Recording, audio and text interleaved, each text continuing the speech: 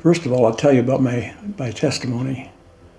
I was only about 16 years old, and I had gone to church with my grandmother. My grandmother and grandfather were very religious people, and they lived up on Broad Street in St. Joe. And I was with them different times throughout the summer. And one evening, they wanted me to go to church with them, which I did quite often. And I went to this church. It was called Evangelical United Brethren. It was on the corner of Pleasant Street and Main Street. It's no longer there. And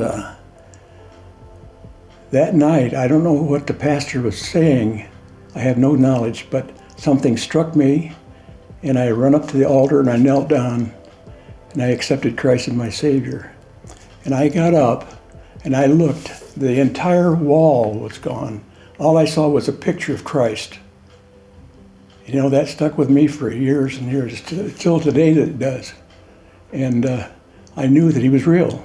I knew it really. And then eventually I went into the Navy. I was overseas for some time during World War II.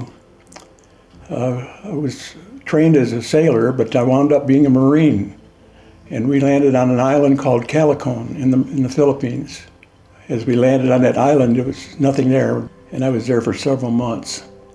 And we set up a naval supply depot, and we finally built Quonset huts and lived in those Quonset huts. When the war was over, I was still had to stay there because I enlisted. I had the 4 years so I didn't get out. I went in 1943 and was discharged in 1947. So I had to fill out my hitch before they would let me go home.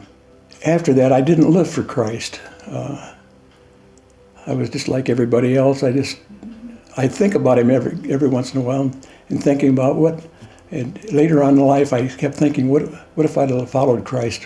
What would my life have been like? It would have been much different. I know it would have been. But I didn't. And I got married, had 2 children, and it was a good life. I have a boy and a girl. They're both married and have good spouses. And I have 5 grandchildren and 6 great-grandchildren. And that's the good part, because I love them to death. And so what happened during that time, I knew God was real. And being in the insurance business, I used to go in people's homes, and they would witness to me. And I listened, and yes, I kept telling God, yes, Lord, I'll come back someday. I'll come back. Yes, I'll come back. I kept doing that. And then he allowed something to happen in my life that changed my whole life. The woman I had married left me, and I was devastated. She had found someone else. I started going back to church. I went to Calvary Bible, and I was baptized in Calvary Bible Church out there on Territorial Road.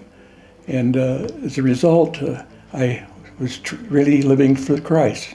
Now, she wasn't with me. She was gone. And because of the freedom that I felt after all those married years, and I started to be more worldly. And I was standing one day at the kitchen sink, and I was crying, and I was asking God to bring her back. And a voice came behind me and says, "Patience, son." I looked around. Where did that come from? I couldn't believe it. To this day, I don't know I don't know if I was imagining it or if God just really spoke to me. And I choose to feel that he did speak to me. But you see, Satan got the better of me because I was living more of a worldly life. I still believed, but I wasn't living. And it wasn't until later on in life that he kept coming after me. I wasn't looking for God, but he was looking for me. And I finally decided that I've got to give up. So I surrendered my whole life to Christ. And that's when my life changed. We're all sinners and fall short of the glory of God. And without Christ's sacrifice, there is no redemption of sin. Well, the Bible tells me that he shed his blood for me. He died for me. I mean, there's no question about that. If we believe that he died for us, we have to honor him and know that he is God. He's King of Kings and Lord of Lords. He didn't have to, but he chose to die because he loved us so much that he was willing to go on the cross. Now, what other so-called religious figure that you know of would do that? There's no other religion that has anything compared to what Christ did for us.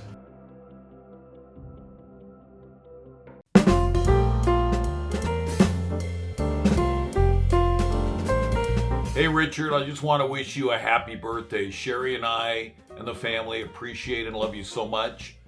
Thank you for being a part of Oak Ridge Community Church. You are an encouragement to so many of us. Have a great birthday, my friend. God bless. Happy birthday, Richard. Hope you have an awesome day. Happy birthday. Happy birthday, Richard. Richard, you always encourage us with all your energy.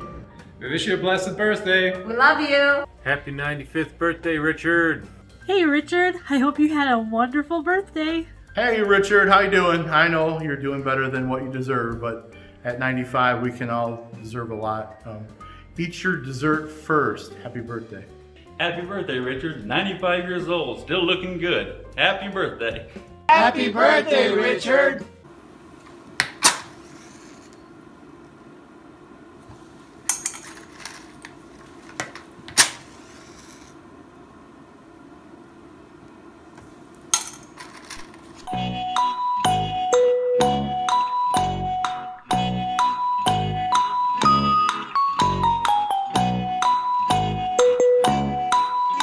One eternity later.